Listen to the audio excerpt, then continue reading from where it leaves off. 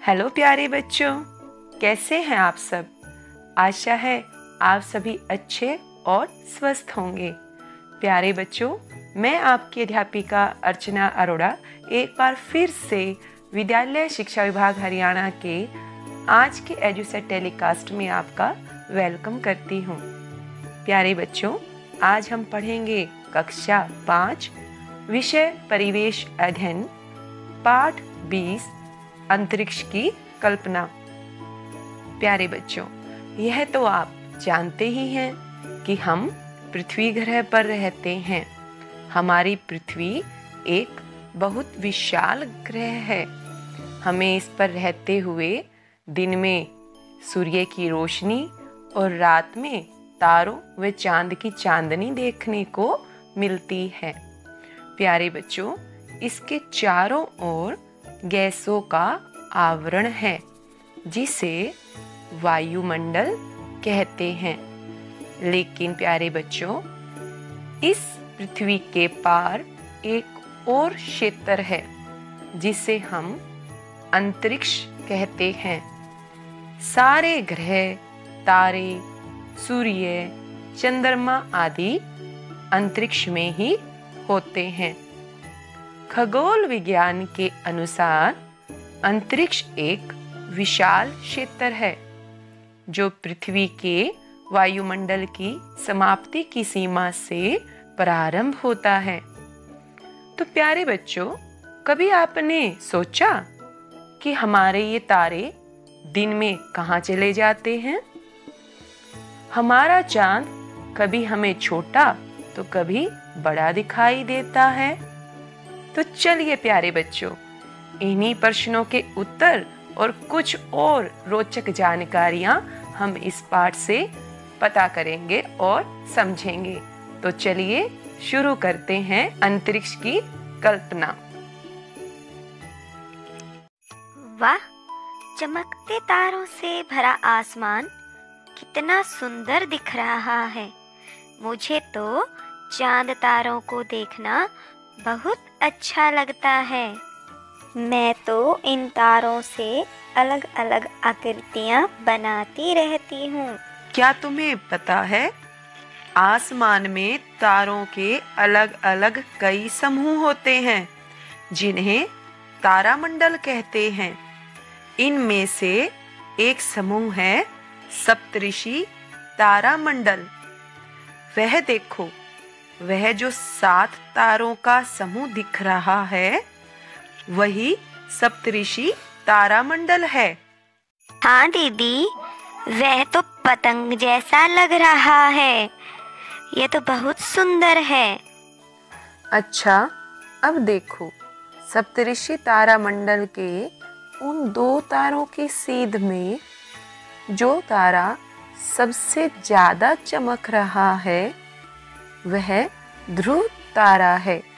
यह तारा हमेशा उत्तर दिशा में ही होता है। पुराने समय में लोग इसी तारे की मदद से दिशाएं पहचानते थे। लेकिन मुझे तो चांद अच्छा लगता है क्योंकि तारे छोटे होते हैं। रजत, वास्तव में तारे तो बड़े होते हैं और चांद काफी छोटा होता है।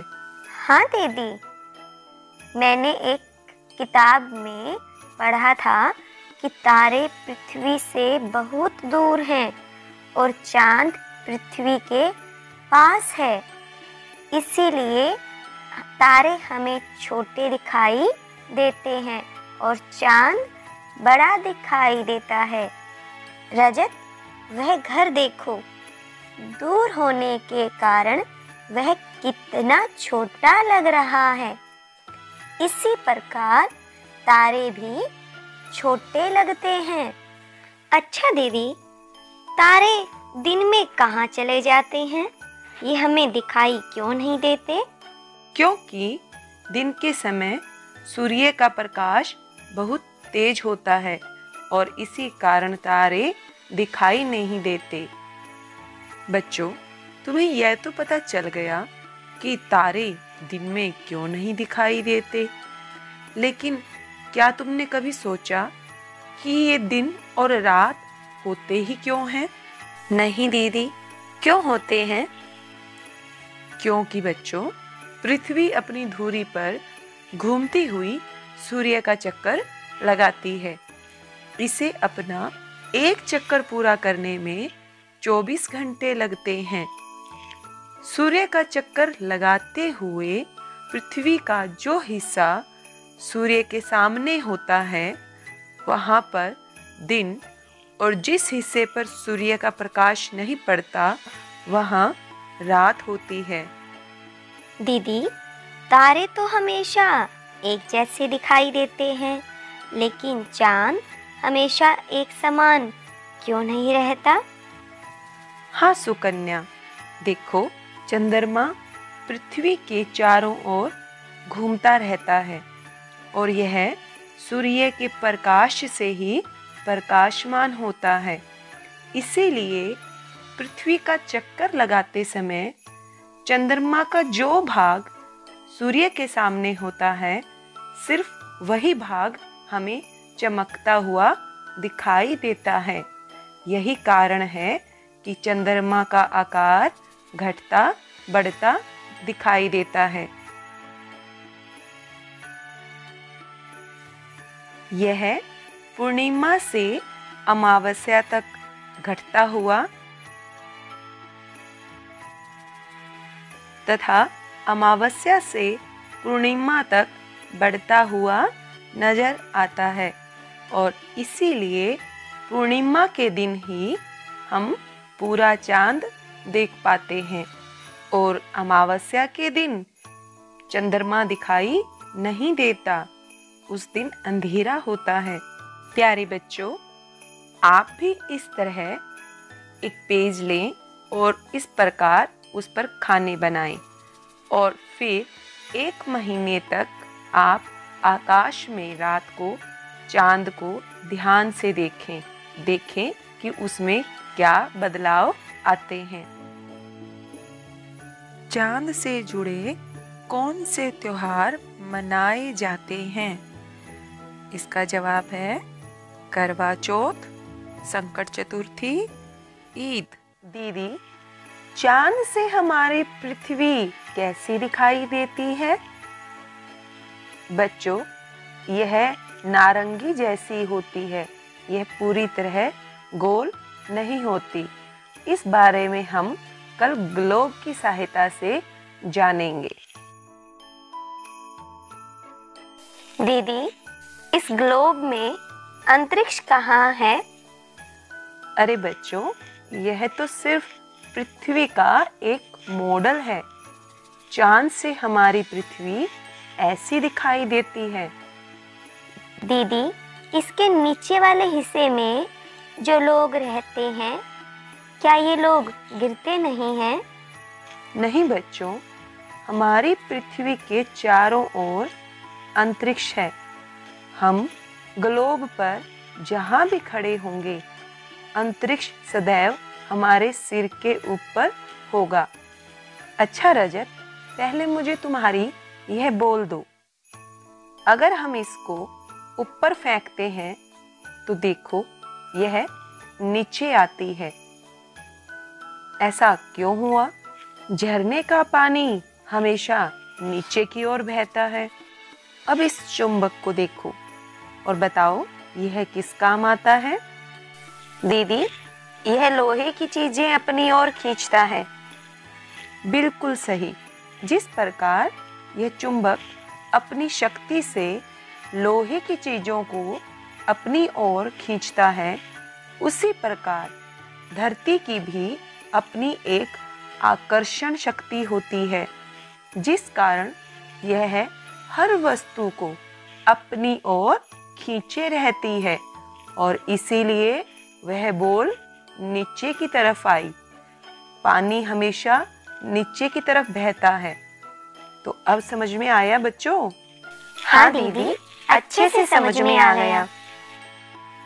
दीदी, क्या मैं भी चांद पर जा सकती हूँ? हाँ, क्यों नहीं, जरूर जा सकती हो, लेकिन हम वहाँ अंतरिक्ष यान द्वारा ही जा सकते हैं। दीदी, क्या कभी कोई अंतरिक्ष में गया है? हाँ, याद करो, हमने हमारी हिंदी पुस्तक झिलमिल के पाठ 9 आसमान से परे में कल्पना चावला के बारे में पढ़ा था। अरे हाँ दीदी, याद आया। कल्पना चावला वह अंतरिक्ष जाने वाली पहली भारतीय महिला थी। शाबाश, बिल्कुल सही। कल्पना चावला हमारे राज्य हरियाणा के करनाल जिले की रहने वाली थी। अंतरिक्ष में जाना उनका सपना था और इस सपने को पूरा करने के लिए उन्होंने कड़ी मेहनत की। दीदी, अंतरिक्ष में जाने के लिए कल्पना चावला ने क्या तैयारी की थी?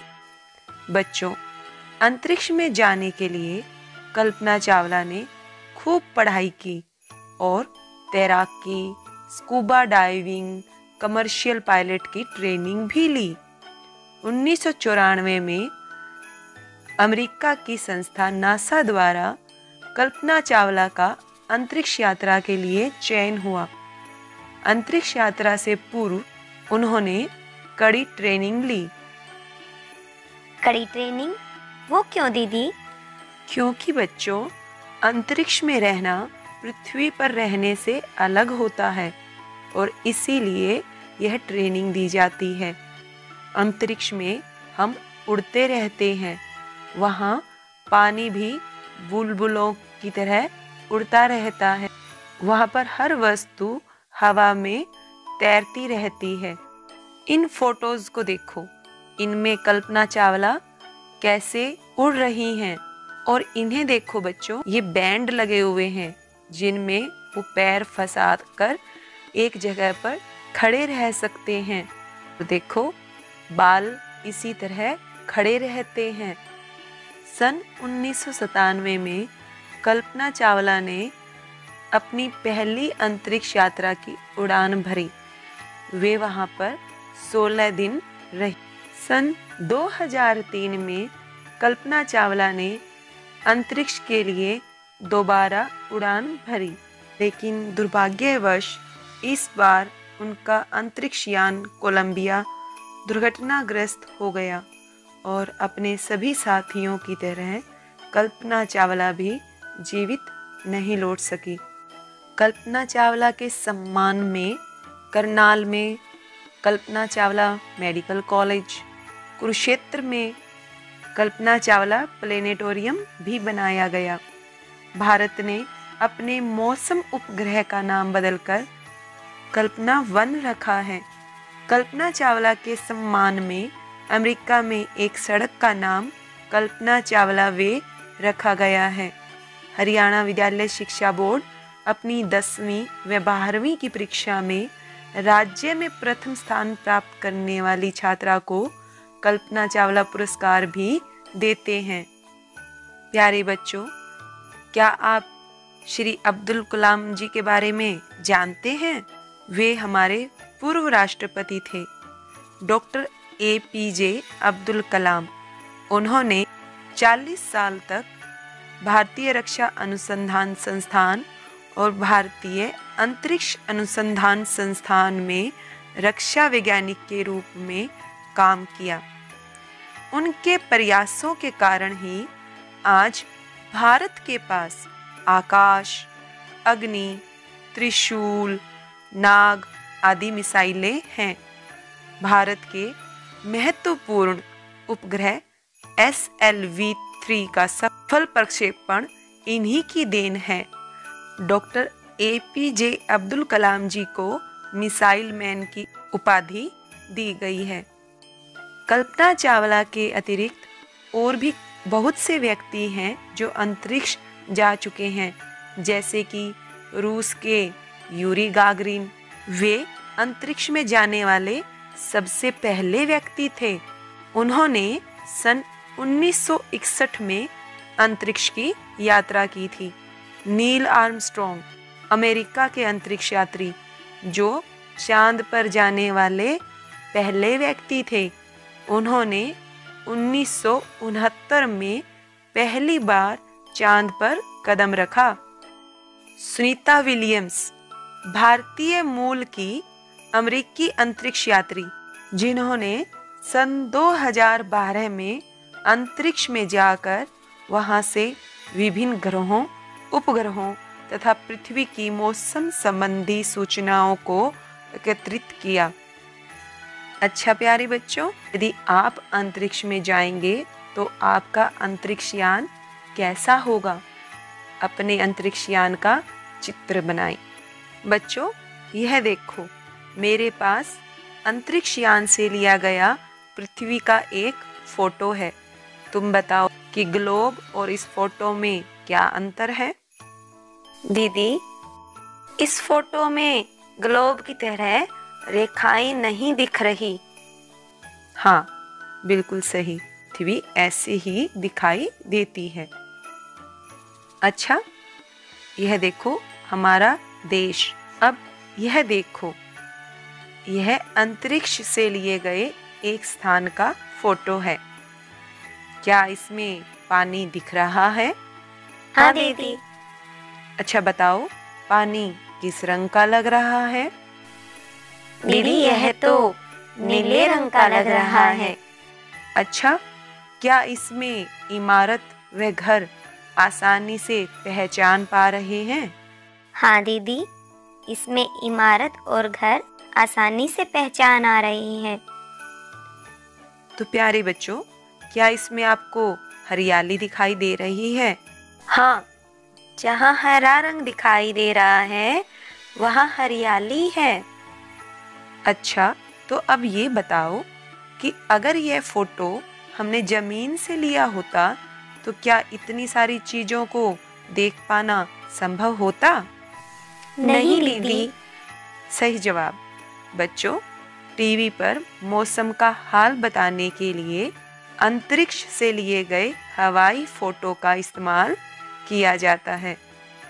एक ही चित्र से पूरे देश के मौसम का पता लगाया जा सकता है। तो बच्चों, कैसा लगा? दीदी, बहुत मजा आया। तो चलो अब परखते हैं कि हमने कितना सीखा। आओ परखें। आओ परखें। दिए गए निम्नलिखित रिक्त स्थानों को भरें। भारत की पहली महिला अंतरिक्ष यात्री खालिस्तान थी। शाबाश, इसका सही जवाब कल्पना चावला। खालिस्तान हमेशा उत्तर दिशा में होता है। और सही जवाब है ध्रुव तारा। बहुत अच्छे। सप्तऋषि एक खालिस्तान है। इसका सही जवाब तारामंडल। शाबाश। वैज्ञानिक अंतरिक्ष में खालिस्तान की सहायता से जाते हैं। अंतरिक्षयान। पृथ्वी के जिस भाग पर सूर्य का प्रकाश पड़ता है वहाँ खालिस्तान होता है। और इसका सही जवाब दिन। तो प्यारे बच्चों, अब हम करते हैं बहुवैकल्पिक प्रश्न। अंतरिक्ष में जाने वाले सबसे पहले यात्री कौन थे? सही जवाब यूरी गागरिन। आसमान में तारों के समूह को क्या कहते हैं? और इसका सही जवाब तारामंडल। पृथ्वी के गोल होने के बाद भी हम क्यों नहीं गिरते हैं? इसका सही जवाब पृथ्वी की आकर्षण शक्ति के कारण। Very good. किस महान व्यक्ति के प्रयासों से आज भारत के पास आकाश अग्नि, त्रिशूल, नाग आदि मिसाइलें हैं। और इसका सही जवाब डॉक्टर APJ अब्दुल कलाम। मौसम का हाल बताने के लिए कौन से फोटो अधिक उपयोगी होंगे? शाबाश, इसका सही जवाब हवाई जहाज से खींचे गए फोटो।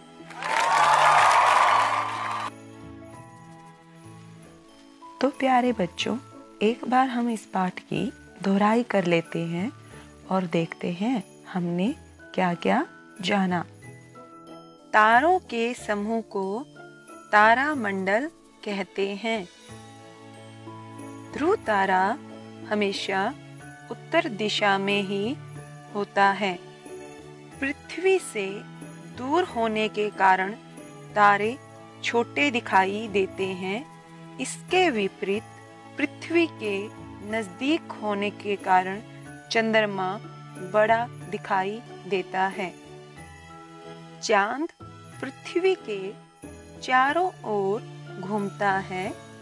इसी वजह से पूर्णिमा से अमावस्या तक चांद का आकार घटता हुआ तथा अमावस्या से पूर्णिमा तक बढ़ता हुआ नजर आता है। दिन में सूर्य के प्रकाश के कारण तारे दिखाई नहीं देते। पृथ्वी अपनी धुरी पर घूमते हुए सूर्य का चक्कर लगाती है और इसे यह चक्कर पूरा करने में 24 घंटे लगते हैं। इस चक्कर को लगाते हुए पृथ्वी के जिस हिस्से पर सूर्य का प्रकाश पड़ता है वहां दिन, और जहां पर सूर्य का प्रकाश नहीं पहुंच पाता उस भाग पर रात होती है। हमारी पृथ्वी गोल है, फिर भी हम गिरते नहीं, क्योंकि हमारी पृथ्वी में एक आकर्षण शक्ति है जिसके कारण यह सभी चीजों को अपनी ओर खींचे रखती है। इसलिए इसके गोल होने पर भी हम गिरते नहीं हैं। अंतरिक्ष में हम अंतरिक्ष यान द्वारा जा सकते हैं। कल्पना चावला अंतरिक्ष में जाने वाली पहली भारतीय महिला थी।